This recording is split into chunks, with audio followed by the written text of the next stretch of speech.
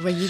Alors, nous sommes à nouveau ensemble pour la dernière partie de notre marathon, de notre émission. Et nous en venons au témoignage d'Ida Chavagnac qui entend contribuer à moraliser la finance, contribuer à son modeste niveau. Ida Chavagnac, vous avez été employée 20 ans au Crédit Agricole. Et c'est dans l'exercice de vos fonctions que vous avez repéré ce qui vous semble un grave dysfonctionnement éthique de l'institution, de cette banque qui, comme toutes les banques aujourd'hui, est ultra protégée, bien entendu, par toutes les structures porteuses, État, etc. Est-ce que vous pouvez nous expliquer quelle était votre fonction au Crédit Agricole et quels ont été les désaccords que vous avez été dont vous avez été obligé de faire état avec de plus en plus d'insistance au fur et à mesure? Parce que vous êtes allé jusqu'au bout, ce qui est votre caractéristique. Oui, alors moi j'étais analyste financière, donc dans les banques, il y a un peu deux pôles, les commerciaux et les analystes ou ceux qui travaillent dans le domaine du risque et en fait et de la réglementation. Donc la réglementation bancaire a deux objectifs principaux. Le premier, c'est éviter que les banques prennent des risques inconsidérés, et ce qui mettrait en péril leur pérennité et mettrait en danger les économies de tous les gens, de tous les clients du Crédit Agricole qui mettent qui déposent leurs économies sur le compte du Crédit Agricole. Un Français sur 4, je crois. Voilà, exactement.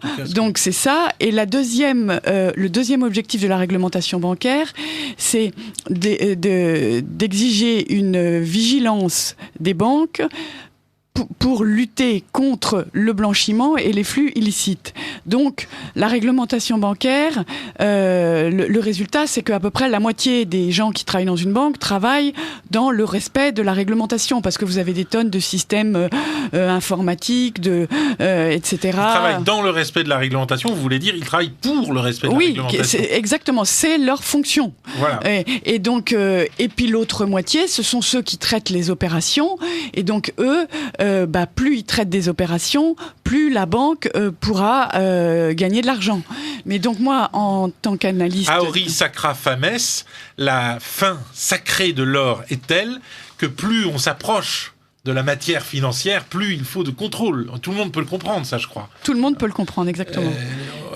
À un enfant, on dit « ne mets pas ta main dans le pot à confiture », mais l'adulte, il a tendance à toucher au Grisby plus facilement que ce serait normal et nécessaire. Donc il y a beaucoup de règles et de plus en plus. Mais néanmoins, je suis pas certaine qu'elles soient si bien respectées. Et donc mon histoire le prouve. Au Crédit Agricole était d'être analyste financière pour le respect des règles.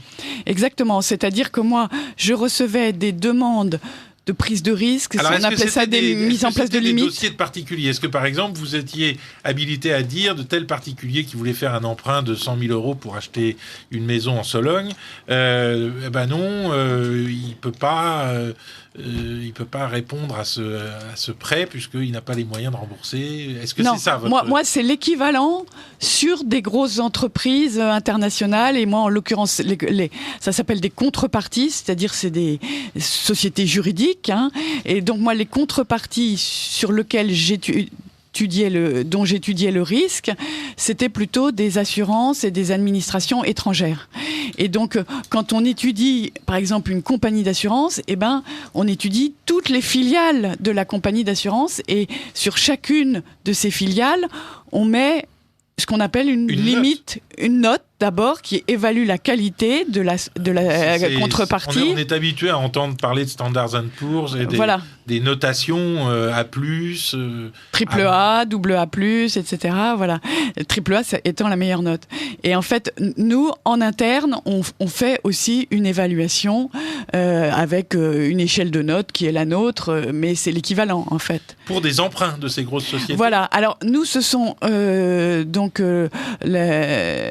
la banque d'affaires au Crédit Agricole CIB où je travaillais. On faisait pas que des emprunts avec, je sais pas, des filiales de compagnies d'assurance, on peut faire toutes sortes d'opérations financières. Ça peut être des swaps, je vais pas vous dire des mots barbares, mais c'est en gros d'autres opérations, mais qui porte aussi un risque, un équivalent risque. Donc, par exemple, si vous traitez une opération de 100 millions de swap, par exemple, d'euros contre dollars, eh ben, on estime que c'est un risque équivalent à un prêt de 10 millions.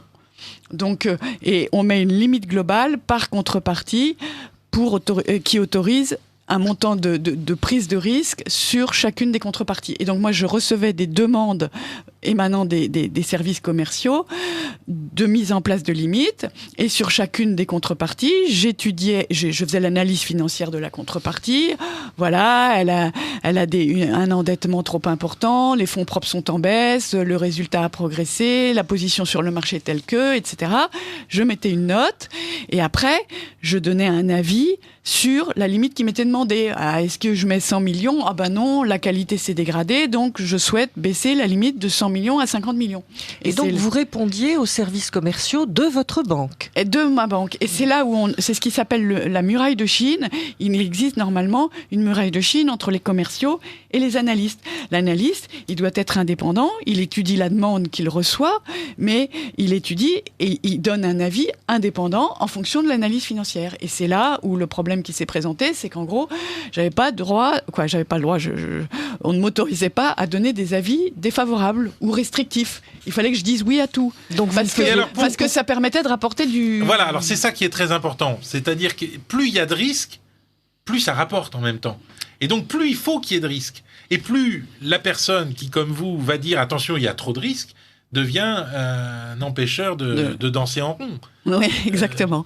Et vous ne pouviez plus faire votre travail, en fait. Exactement, mais c'est comment dire, mon responsable est représentatif d'une ambiance générale, c'est-à-dire que on est dans la course au bénéfice. Ah bah il faut que la banque gagne de l'argent, donc il faut qu'elle prenne des risques pour gagner de l'argent. Au début vous avez parlé de harcèlement, il y a déjà une espèce d'ambiance de course à l'argent. On veut être efficace, etc. Donc c'est bien vu globalement de toute façon dans toute la banque de donner toujours des avis favorables et puis très très vite faut pas s'apesantir trop sur l'analyse financière. Voilà. Donc, quand vous êtes la personne qui fait bien sa petite analyse financière, qui étudie bien l'endettement, etc., vous êtes le petit besogneux, voilà, qui embête tout le monde et qui fait son travail trop bien, en fait. Donc, moi, Alors, vous avez fait ce travail pendant 20 ans. Voilà. Ce qui quand même montre que vous faisiez partie des murs. Voilà. Immeubles. Et puis j'appréciais, j'aimais énormément faire mon analyse financière. Je trouvais ça très intéressant parce qu'en fait, quand on étudie une entreprise, toutes les entreprises sont pas égales. Il y en a des bonnes, il y en a des moins bonnes, et donc ça sert à quelque chose d'étudier une entreprise. Et compte tenu de cela, on prend des risques mesurés et adaptés à... Alors, Ida Chavagna, qu'est-ce qui s'est passé exactement ? Est-ce que vous pouvez, maintenant que vous nous avez décrit un petit peu le contexte des opérations que vous étiez amené professionnellement à faire, est-ce que vous pouvez nous dire comment votre affaire est intervenue concrètement ? Qu'est-ce qui s'est passé ? Alors donc, là où mon N+1 a été plus loin que les autres, c'est que dès qu'il est arrivé en mars 2010, en fait, il m'a fait comprendre que mes avis défavorables ou restrictifs, il fallait que je les retire. Alors, et c'est là où souvent on me demande... Est-ce qu'il aurait pu vous dire « Non, mais moi, je suis pas d'accord avec votre analyse, donc je surnote en disant il n'y a pas de risque ». Est-ce que lui aurait pu prendre ce risque de dire que vos analyses étaient fausses ? Lui, il pouvait, mais en fait, il est même pas rentré dans les détails de l'analyse. Il me disait juste de supprimer mes avis défavorables, etc. Et c'est là où c'est intéressant, c'est qu'on me dit toujours « Oh là là, quel courage vous avez eu de résister !» Mais en fait, ce qui est très drôle, c'est que le vrai courage, il a été juste un jour de dire ah ben non, moi, je suis analyste, j'ai fait mon analyse et mon avis, il est comme ça et je le changerai pas. Et donc, c'est là le vrai courage. Parce qu'en fait, quand on vous dit qu'il faut vite présenter un dossier en comité, que vite, il faut qu'il... Eh ben, en fait, vous n'arrivez pas à résister. Et donc, moi, j'ai dit, voilà, tels sont mes avis. Et alors, c'est là où le cas est intéressant, c'est qu'en fait, il me disait de changer mes avis, je disais non. Et alors, il me demandait de lui envoyer mes analyses et il les reprenait à son compte et il les présentait, mais en fait, il supprimait tout ce qui était défavorable. Alors, et sans le prendre, sans prendre la responsabilité lui-même du cas. Ah bah si, il a présenté, mais sauf que, en fait, plusieurs mois après, j'ai pu retrouver certains dossiers et on voyait qu'il supprimait aussi des éléments de risque, c'est-à-dire que par exemple je disais le bénéfice, le résultat est négatif et le risque s'est dégradé compte tenu de telle chose. Et ben en fait quand il présentait le dossier en comité, il supprimait. C'est là où était son erreur, c'est qu'il supprimait des éléments de risque. Mais s'il avait eu un avis plus favorable que moi, en gros, c'était possible pour lui. Il était fondé à le faire. C'est ça qu'il faut que les auditeurs comprennent bien. Il avait tout à fait. Je crois que c'est là que se situe le problème. Le problème de responsabilité. Mais après, ça a été plus loin parce qu'en fait, moi j'ai continué à résister, etc. Mais je maintenais mes avis, puis lui reprenait mes analyses, et puis j'avais plus de nouvelles, etc. Mais bon, petit à petit, en fait, le fait que je le mette face à ses responsabilités, là, un petit peu gêné. Donc, en gros, j'étais la personne qui dérangeait, et donc petit à petit. C'est là où vous avez parlé de harcèlement, mais bon, je serais plus modérée, je dirais que j'ai subi quelques pressions, tout à fait désagréables, mais bon, voilà. Et donc, petit à petit, mon supérieur... Mais pression qui consistait finalement à vouloir vous faire dire qu'il n'y avait pas de risque, alors que vous estimiez en conscience qu'il y en avait un. C'est ça la oui, pression. Exactement. Et puis petit à petit, en fait, il était désagréable pour me forcer à donner un avis favorable. Il y avait un dossier où je donnais un avis négatif et je recevais des remarques très désagréables, disant que je faisais mal mon travail, etc. Et tellement que à mon évaluation 2012, il m'a demandé, alors c'est là où le problème se corse, c'est qu'il m'a demandé de prendre en compte les intérêts des services commerciaux dans mes décisions de risque. Alors c'est là où on est contraire à l'indépendance de l'analyste. C'est-à-dire qu'un analyste, il doit justement prendre ses avis en toute indépendance. Il ne doit pas prendre en compte les intérêts des services commerciaux à cause de cette muraille de Chine qui fait que normalement on doit être indépendant. C'est l'indépendance de l'expert, c'est l'indépendance du juge, c'est l'indépendance du journaliste. On ne doit pas prendre ces décisions en fonction de l'intérêt de la personne d'en face. Et ce qui est complexe dans la banque, c'est ça ce que vous disiez tout à l'heure, ce qui est intéressant, c'est que le commercial, il est à côté de vous. Il est dans le couloir d'à côté. Et puis je vais vous dire, c'est le grand seigneur banqueur que tout le monde admire, tout le monde veut être ami, etc. Donc il y a une espèce de supériorité qui fait que s'opposer au seigneur banqueur, c'est mal vu. Et faire ce qui plaît au seigneur banqueur, c'est dans l'air du temps. Donc, c'est en ça qu'a consisté ma résistance. Donc, il a écrit noir sur blanc, Madame de Chavagnac doit davantage prendre en compte les intérêts des services commerciaux dans ses décisions de risque. Et il a mis, peut-être, même si l'analyse financière est quand même un élément à prendre en compte. C'est-à-dire, il a nuancé les faits. Mais sauf que l'analyse financière est le seul élément qui doit influencer la prise de risque. Il est hors de question de prendre en compte les intérêts des services commerciaux, mais même un milligramme. Par exemple, on me demandait de mettre une note. Eh ben, si j'avais décidé de mettre C, et que on me dise pour que ça facilite les commerciaux, il faut mettre C+. Vous vous dites passer de C à C+, c'est pas grave. Non mais c'est tout le problème. C'est que la vie doit être uniquement indépendant, jamais en fonction de ce qui est intéressant pour le commercial. Et c'est même plus complexe parce qu'en fait, selon la note qui est mise à la contrepartie, si c'est C ou C+, en fait l'opération sera évalué sera plus ou moins rentable. Et donc, ça change carrément même le montant de rémunération variable qu'aura le commercial. Parce que le commercial, c'est normal qu'il a une rémunération variable en fonction des opérations qu'il traite. C'est normal. On comprend mieux alors. Oui. Ben oui. Donc, si on lui donne 50 millions de limites ou si on lui demande 100 millions de limites, c'est pas la même chose pour lui. Son intérêt va pas être le même. Exactement. Et si on lui met une note qui lui est plus favorable, c'est pareil, ça lui rapportera plus. Donc voilà. Donc quand mon N+1 m'a demandé de prendre en compte les intérêts des services commerciaux dans mes décisions de risque, j'ai dit c'est hors de question. C'est contraire à la définition déontologique de mes fonctions. Et là, c'est là où n'importe quel chef qui a un minimum de conscience de la déontologie aurait dû me répondre, mais Ida, qu'est-ce que tu as été imaginé ? Bien sûr que tu dois faire ton travail en conformité avec... Puisque ce chef était analyste. Mais il était responsable de risque. Voilà. Ben oui. Donc lui, il aurait dû tout de suite me dire, mais ma pauvre Ida, évidemment que tu dois faire ton travail en conformité avec la définition déontologique de tes fonctions. Vous n'étiez pas, si j'ose dire, un perdreau de l'année dans le registre, dans le métier, puisque vous faisiez ce métier depuis 20 ans. Exactement. Donc on ne peut pas dire qu'ils aient brusquement découvert vos méthodes ou considéré que vos méthodes étaient excessivement strictes d'un jour à l'autre. Et puis c'est ce qui me paraît important de préciser aussi. Exactement. Et puis on ne m'a jamais fait la moindre remarque sur une de mes analyses. On aurait pu me dire Ida, tu t'es trompée, en fait le résultat il baisse pas, et en fait il progresse moins que machin. On m'a jamais fait une remarque sur le fond. C'est ça c'est là où... Non mais on sent, et tant mieux pour votre dossier. Pour les auditeurs, vous ne non, mais voyez c'est parce pas que je Ida suis Travagnac irréprochable. mais elle s'exprime avec passion, ça doit s'entendre Ah dans oui, sa ça voix. s'entend. Oui. Je pense que vous faisiez votre métier avec passion.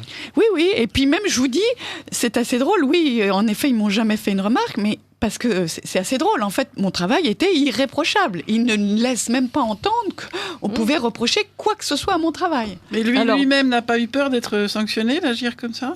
Alors justement, ça monte ensuite. Il y a le N+1, le N+2, le N+4. Quelle est la suite de l'aventure là ? Donc, lui, néanmoins, je pense qu'il était dans une position de plus en plus désagréable. Et donc, il aurait aimé que je parte. Mais moi, j'ai dit, écoute, moi, je fais bien mon travail, j'aime bien l'analyse financière, je resterai là où je suis. Et donc, j'ai subi quelques pressions, mais voilà, je disais, c'est mon métier, je reste. Et donc, après, il m'a demandé de rencontrer mon N+2. Et c'est là où j'ai eu des entretiens. J'ai eu un entretien avec mon N+2 qui a duré 2h50 ou je sais plus, 40.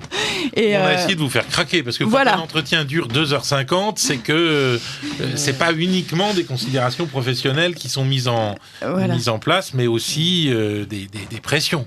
Exactement. C'est pour ça que je parle de harcèlement quand même. Alors bon, mettez-le sur mon dos. Je n'aime pas insister, voilà.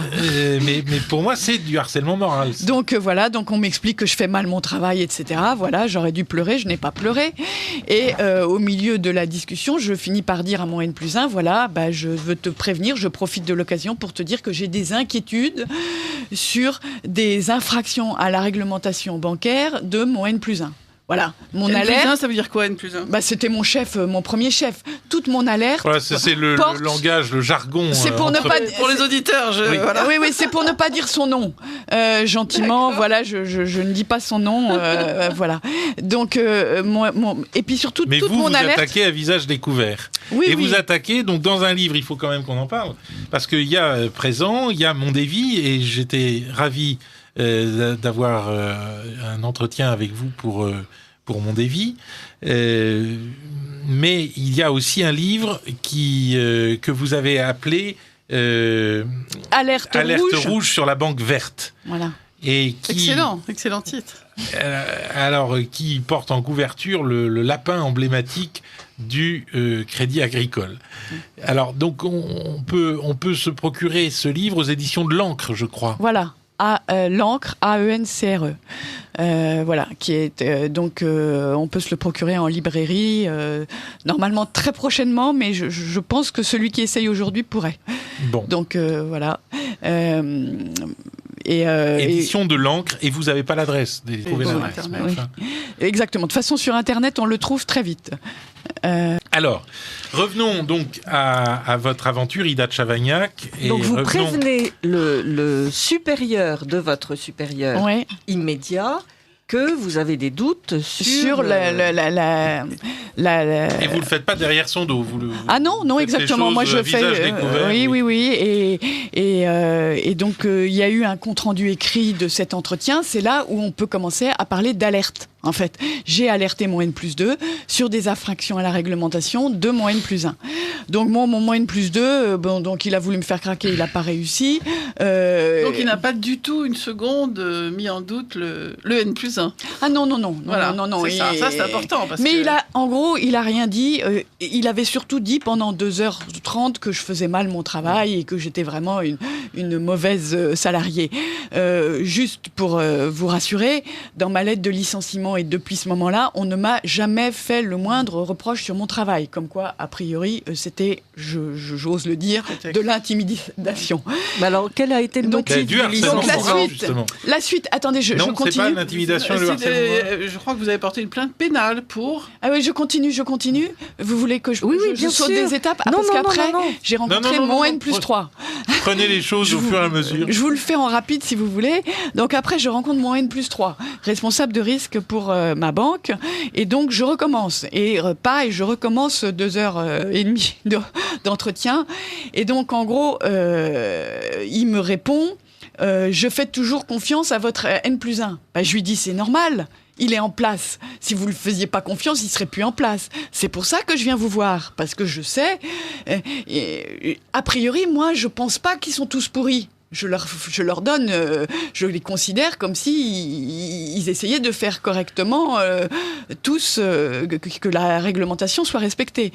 Donc, je vais voir mon N+3 et je lui redis la même chose.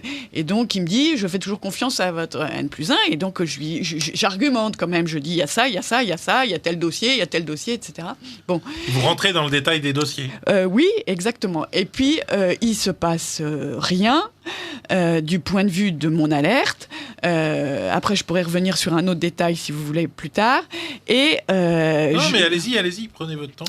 donc, en fait, alors là, il y a des méthodes assez particulières, depuis, j'ai constaté qu'ils se font régulièrement. C'est quand vous avez quelqu'un qui alerte, on détourne l'alerte sur un côté humain. C'est-à-dire que, en fait, mon N+3 fait semblant de me répondre en disant oh là là, c'est très grave ce que vous nous dites, ça nous inquiète beaucoup. Et alors là, il a mené une enquête du point de vue des ressources humaines, qui ne répond en rien à mon alerte. Mon alerte, elle est sur la déontologie. Et bien évidemment qu'il y avait un problème humain, puisqu'il y a... Mais j'ai jamais parlé de harcèlement. Moi, j'ai toujours dit, écoutez, moi, j'ai aucun problème avec mon chef, je l'apprécie beaucoup, on a un petit désaccord sur les questions de fond. Mais en fait, c'est toute la force de ces méthodes anti-lanceurs d'alerte, si on peut dire, c'est qu'en fait, ils vous détournent sur une question humaine.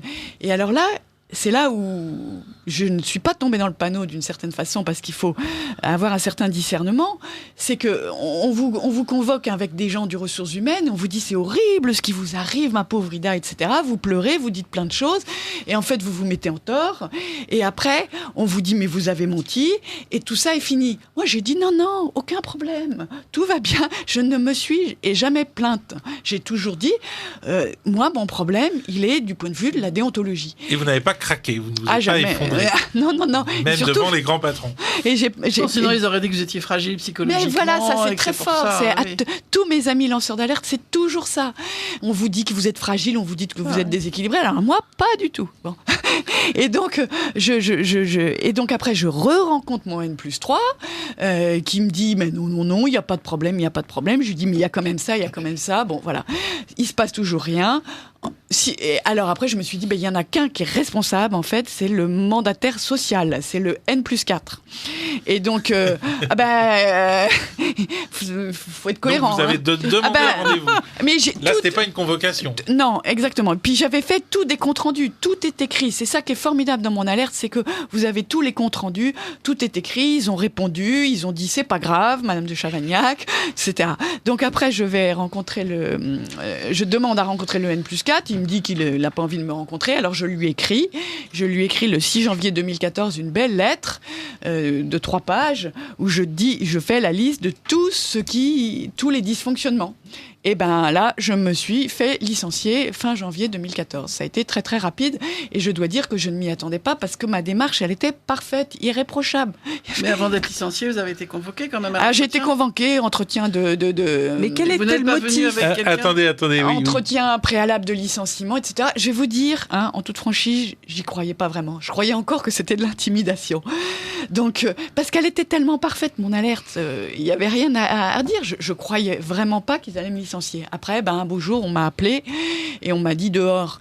Mais quel était le motif du alors, licenciement? j'y viens. C'est qu'après, je reçois la lettre de licenciement et je vois le motif. Alors, le motif, c'est extraordinaire. C'est pour avoir proféré des accusations graves contre sa hiérarchie.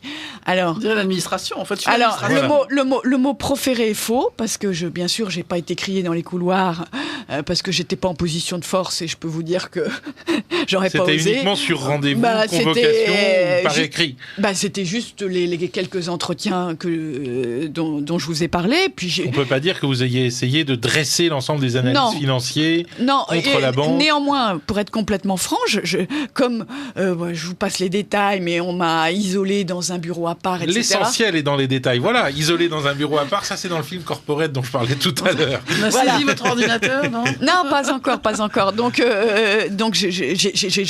j'avais mes petites collègues qui me posaient des questions, etc., et à qui je racontais. Et j'ai en effet dit que j'avais alerté sur une infraction à la réglementation bancaire de la part de mon N+1. Voilà, j'ai dit ça. Mais bon, voilà.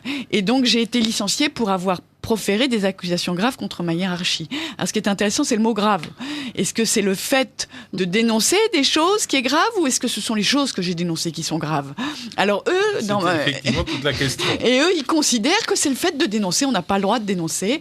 Et moi, je considère que ce sont les faits que je dénonce qui sont graves. Et puis, il faut savoir que alors, on en vient à la protection des lanceurs d'alerte. Il faut savoir que la loi existe, l'article L1161 du Code du travail. Donc, et ce qui est extraordinaire dans cette lettre de licenciement, c'est qu'on me licencie pour ce que j'ai fait et qui est non seulement pas une faute, qui est en effet un droit qui est reconnu dans la loi française, dans la convention collective, etc., etc. Mais pour moi, vous serez d'accord avec moi, c'était un devoir. Mais ils n'ont pas dit que ces accusations étaient fausses. Non. Non. En fait, c'est très drôle. Donc, depuis, j'ai été licenciée, etc. J'ai eu des articles. Alors après, on peut avancer, mais bon, il y a eu des articles dans la presse, etc. Et donc, en fait, non. Leur réponse, c'est surtout de ne pas répondre. Mais quand ils répondent, c'est de dire que c'est pas grave. Alors, par exemple, ils disent Madame de Chavagnac n'a dénoncé qu'un problème. Non, parce qu'en fait, après avoir été licenciée, j'ai renvoyé à mon N+4 un dossier de 80 pages. Donc, avec tous des cas de dossier. Donc, en l'occurrence, j'ai pas dénoncé qu'un problème. Mais voilà leur défense. C'est un peu comme si j'avais dénoncé que les frites étaient froides à la cantine, vous voyez. C'est la personne qui fait une histoire alors qu'il n'y a pas de problème. C'est comme ça qu'ils se défendent. Alors, justement, quel est le problème fondamental que vous dénoncez ? En quoi est-ce grave qu'on n'écoute pas dans les banques aujourd'hui, on universalise un peu le propos, mais ou en quoi est-ce grave lorsque dans les banques aujourd'hui on n'écoute pas les analystes financiers ? Je vais vous dire, à la rigueur, qu'on ne m'ait pas écouté, à la rigueur, c'était pas le problème. Comme on disait tout à l'heure, mon chef avait la possibilité de donner un avis différent de moi. Le problème, c'est les dérapages. Donc moi, ma plainte porte contre des prises de risques inconsidérées, des infractions à la réglementation. Donc il y a des cas précis où la réglementation n'a pas été respectée, et au final, une tentative de corruption. Et donc ça, c'est l'aspect pénal de mon action. Et donc, ça, c'est du correctionnel. Le correctionnel, c'est la prison. Parce qu'il y a corruption, c'est-à-dire ils ont proposé de vous augmenter. Alors, je vais vous raconter, c'est tout le détail. Donc, il a donc été écrit dans mon évaluation 2012 que Madame de Chavagnac doit davantage prendre en compte les intérêts des services commerciaux. Bon, voilà. Ça, on me demande d'enfreindre la définition déontologique de mes fonctions. Et en même temps, on m'enlève ma rémunération variable. Et clairement, l'un est lié à l'autre. Et moi, je pose 15 fois la question en disant pourquoi m'a-t-on enlevé ma rémunération variable ? Est-ce que c'est parce que j'ai voulu rester conforme à la définition déontologique de mes fonctions ? Donc c'est là où la tentative de corruption est claire. Voilà. Donc vous en arrivez à cette accusation de tentative de corruption. Et quelles sont les réactions depuis que vous avez fait connaître, en fait, depuis que vous avez joué votre rôle de lanceur d'alerte sur ce sujet. Ce motif. Vous avez été reprise dans la presse, dites-vous. Oui, alors quand je me suis retrouvée dehors, licenciée, là on se prend un grand coup sur la figure et on se dit oh là là, j'ai peut-être été trop honnête. Alors, puis on se pose la question, on se dit, c'est quoi trop honnête ? Pas assez honnête, moyen honnête, trop honnête ? Bon, donc on se dit, j'ai fait une bêtise et tout ça. Puis bon, j'ai rencontré pas mal d'avocats qui m'ont encouragée à négocier en me disant, oh là là, vraiment c'est horrible ce qu'on t'a fait, ma pauvre Ida, il faut négocier. Il faut faire du fric avec ça. Voilà, et alors moi... Il faut obtenir une réparation. Voilà, alors en réfléchissant très fort, je me suis dit que quand même... J'avais fait toute cette démarche parce que, en gros, je voulais lutter contre des faits de corruption dans ma banque. Donc, on n'allait quand même pas me donner de l'argent et que je me taise. Ça collait pas. Oui. Donc, vous avez refusé pour être lanceur d'alerte jusqu'au bout. Vous n'êtes pas intéressé finalement à l'issue de votre alerte de façon personnelle. Et vous avez refusé les avances de vos avocats sur ce sujet. Pas d'avance de mes avocats, mais en gros, on m'encourageait à négocier. Et en fait, je me suis rendu compte que négocier, c'est prendre de l'argent et accepter de se taire. Et je me suis dit, on n'achètera pas mon silence. Donc, vous continuez à parler d'une manière désintéressée et sans attendre... quelques réparations. Quand même, vous en êtes tout dans la Alors, sur le côté prud'homme, c'est ça qui est intéressant aussi. Oui, c'est que le côté prud'homme, la loi française dit que le licenciement d'un lanceur d'alerte est nul. Nul, ça veut dire réintégration. Donc, réintégration... Et alors, vous avez obtenu une déclaration... Il y a une procédure rapide pour ça ? Pas rapide du tout, parce que j'ai été licenciée en janvier 2014 et que, alors, il se trouve que c'est compliqué, comme je suis la seule, les avocats n'aiment pas faire ce genre, ne m'ont pas encouragée à demander la nullité, donc les avocats n'ont pas voulu me défendre de cette façon-là, donc en fait je vais seule, je fais mes dossiers seule, et donc j'ai mis beaucoup de temps à faire mon dossier. Enfin, donc, de toute façon, pour un avocat, il faut toujours lui faire le dossier parce que c'est pas lui qui. Exactement. Bah alors là, je vais jusqu'au bout. Dit l'avocate qui est en face de moi. Quand même pas. Alors là, vous défendez les avocats. Quand même. Oui, écoutez, non. Là, c'est comme les médecins, il y en a des bons et de mauvais. Oui, mais après, c'est tellement compliqué de tomber sur le bon que j'ai préféré faire moi-même. Et donc, j'ai fait mon dossier et mon procès devait être en mars dernier. J'ai donné mon dossier trop tard, donc il est reporté à l'année prochaine. Mais donc, je demande la nullité du licenciement et je demande aucun argent. C'est toute la force du truc, parce que l'air de rien, la nullité du licenciement, ça veut dire être réintégré. Et moi, j'en ai pour 20 ans de carrière. Et en fait, je vais vous dire, ça vaut n'importe quoi, même du point de vue financier. Donc, de toute façon, vous aurez droit à des dommages d'intérêt en plus, puisque un licenciement, ça vous porte tort. S'il est nul, s'il est prouvé qu'il est nul... Oui, mais je ne demande pas. Si, vous devez demander. C'est obligatoire. Écoutez, je sais plus. Alors, vous avez une avocate à côté de vous, donc... Si, il faut demander. Oui, écoutez. C'est un préjudice énorme. Si vous êtes pendant 3 ans mis à pied et que vous n'auriez pas dû l'être, vous subissez un préjudice énorme, oui ou non ? Oui, mais je demande la nullité. Et il faut l'évaluer. Mais alors, est-ce qu'il n'y a pas, en vous écoutant parler d'argent, c'est très beau d'être au-dessus de l'argent, dans notre société c'est très rare, mais est-ce qu'il n'y a pas un côté un peu don quichotesque dans votre attitude ? Quel est l'enjeu pour vous ? L'enjeu est qu'on reconnaisse votre honnêteté, mais je pense qu'on la reconnaît. L'enjeu est de faire évoluer les choses. En quoi y a-t-il un danger réel dans ce genre de pratique ? Est-ce que vous pouvez dire aux profanes que je suis, en tout cas, parce que tout le monde n'est pas profane là-dessus autour de cette table, mais est-ce que vous pouvez dire aux profanes que je suis en quoi ces pratiques d'analystes financiers peuvent être dangereuses pour nous? Et pour les clients? Pour les clients, en fait, c'est pas difficile. Vous prenez des risques avec l'argent des déposants et en fait, la banque risque de faire faillite. Alors, vous me direz, le crédit qui feront faillite aujourd'hui. Surtout pas terminé. le Crédit Agricole qui est adossé sur l'État de manière. Non, exactement. C'est le principe du too big to fail.